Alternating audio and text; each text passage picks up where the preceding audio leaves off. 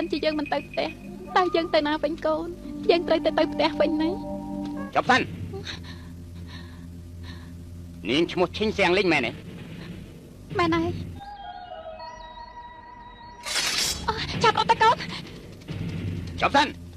ពួកឯងរត់ទៅណាមិនរួចទេចូលទៅក្នុងទៅកូន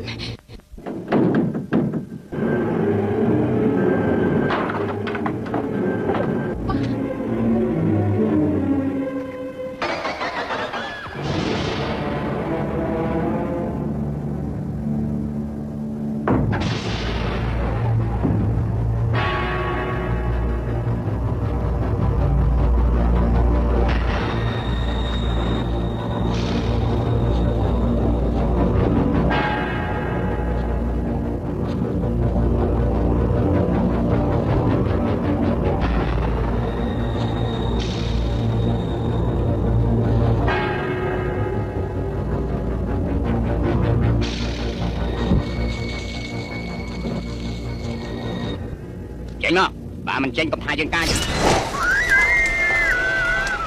លោកចង់ធ្វើអីនាងត្រូវតែស្លាប់ចប់សិនខ្ញុំគ្មានកំណត់អីជាមួយលោកទេហេតុអីក៏លោកតាមសម្រាប់ខ្ញុំរហូតដល់ពេលនេះទៅហើយនាងនៅតែមិនដឹងខ្លួនទៀត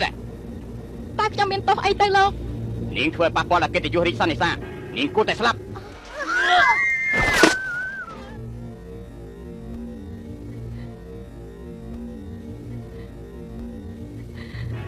ចិនសៀមីជាប្តីរបស់នាង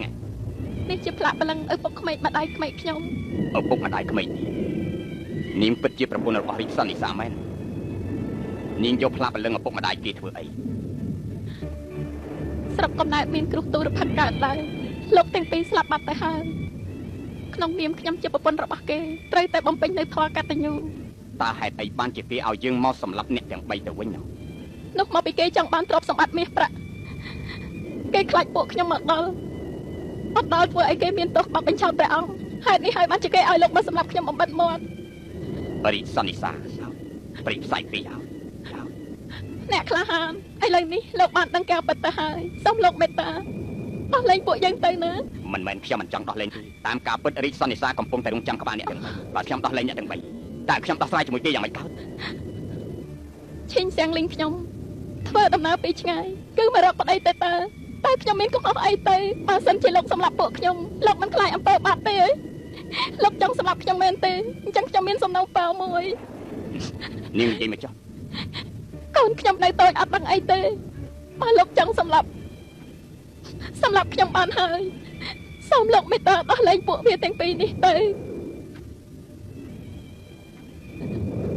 សម្លាប់នាងមិនកើតមិនសម្លាប់នាងក៏មិនបានសម្លាប់ឬក៏មិនសម្លាប់តើឲ្យខ្ញុំធ្វើយ៉ាងម៉េច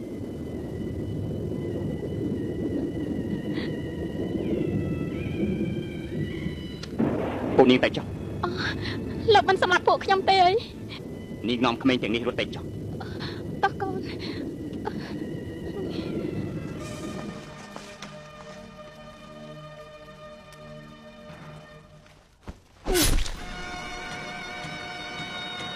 អ្នកក្លាហានរាជសន្និសាគេមិនអត់ឱនឲ្យពួកនាងទេពេលដែលខ្ញុំស្លាប់ទៅនាងត្រូវយកផ្លែដើមនេះធ្វើជាភស្តុតាងទៅប្តឹងគេភ្លាមទៅអ្នកក្លាហាន